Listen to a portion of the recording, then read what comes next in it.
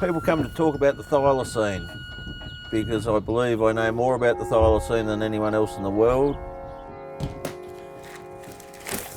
Footprints, scats, all the cameras I've got. Miles of cameras. Man, they're a hard animal to photograph. I have photographed them and I've seen them plenty of times. Usually smell them before you see them, but they won't hang around. Once you make eye contact with them, they're gone. Actually became an obsession. People used to ridicule me. It got to the stage where I actually took up smoking cigarettes after being a health fanatic for 28 years, and then I took up drinking because of the stress and pressures of knowing what I knew and not being able to say to people, come and have a look at this. If you were to walk in my shoes for a week tiger hunting, I'll prove to you they exist. The thylacine, it's a really tragic example of very clearly human-driven extinction where they were aggressively hunted in the wild. There was a £1 bounty for every skin that you could bring in for a thylacine, which was a huge amount of money back in the early 1900s. So the government realised that they were endangered, but it was too late by the time that they had made that call.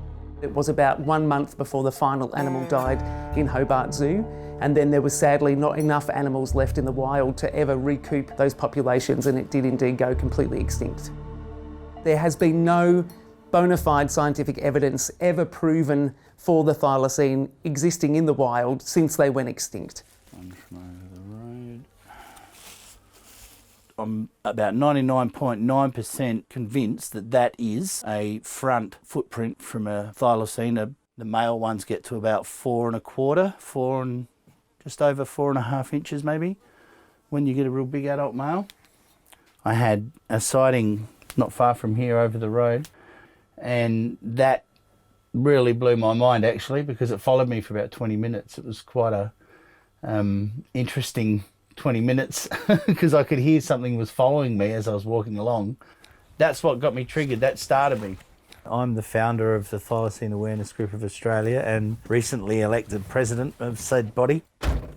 I'll be spending the next 12 to 18 months, maybe 2 years out here trying to get either some DNA evidence or a irrefutable video or photo of what is a thylacine in the wild.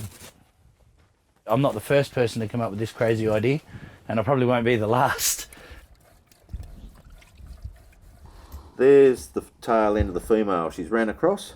You can see her legs now. 4 days later, there's the male on an identical same spot, but thicker and bigger. See the short, stocky legs on it again? That tail. Yeah. That's pretty good. I reckon they're the best 4.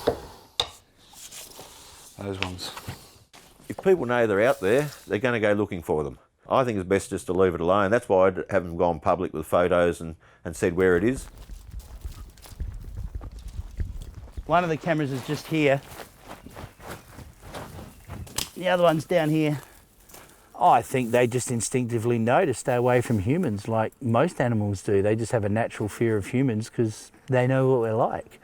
You know, we don't have a real good rapport with a lot of nature, and some animals know, instinctively to stay the hell away from people because it means you get in lots of trouble. I think there are people out there that are just desperate to see a thylacine. And I think it's like anything else. If you really, really want to see something, you will see it.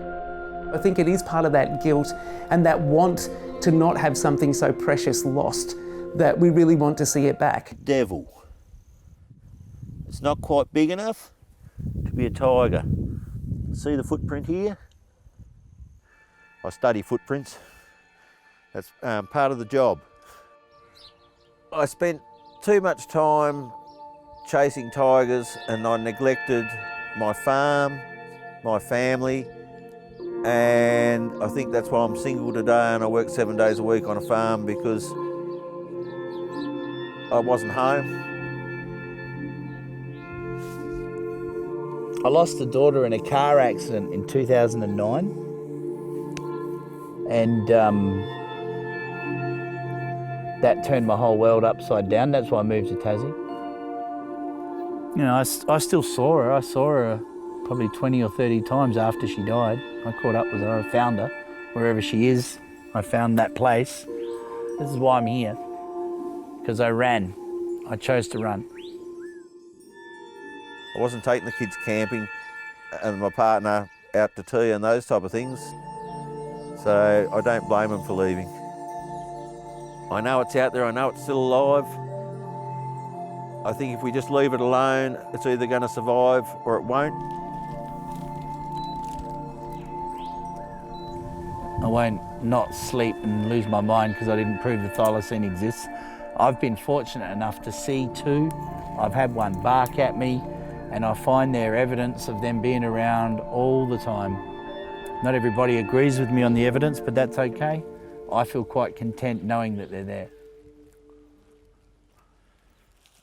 Hey, if you enjoyed that, make sure you subscribe to The Feed's YouTube channel. And you can watch these videos here. See you next time.